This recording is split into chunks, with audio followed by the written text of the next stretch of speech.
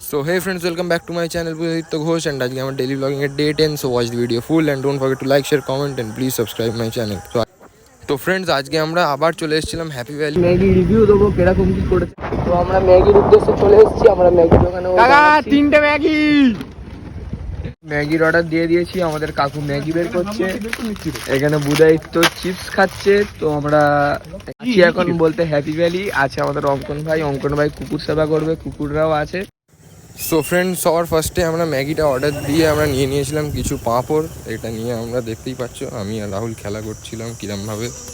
এই surrender you also surrender.